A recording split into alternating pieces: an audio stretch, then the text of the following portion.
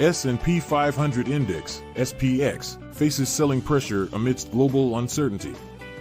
In recent weeks, the S&P 500 Index, SPX, has experienced a significant decline due to various factors such as fears of a Mideast war and concerns about the economy not slowing down enough to prompt the Federal Reserve to cut interest rates. The next few minutes will provide an analysis of the SPX's performance, the impact of global events on the stock market, and key economic reports released during this period. SPX Performance. The SPX lost 3.05% over the course of the week, with 3 days witnessing a rally followed by a midday reversal, erasing all gains.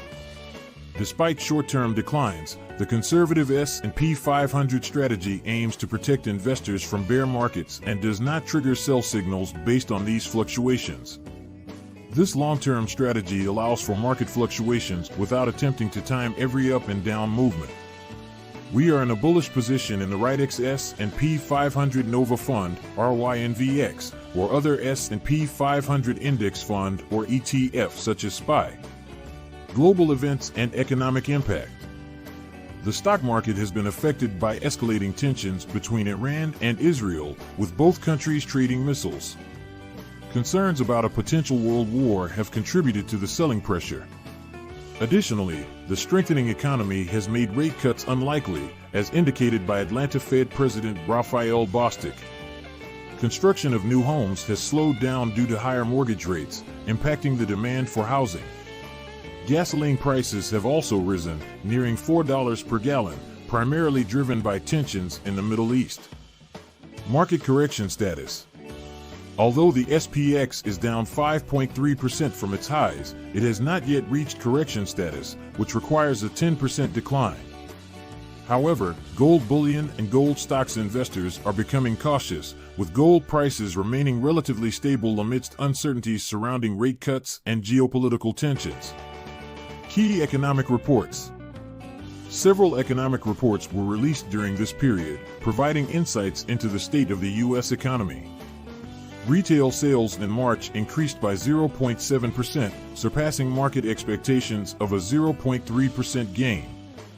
The 10-year U.S. Treasury notes yield reached its highest point in 5 months, driven by signs of a robust economy.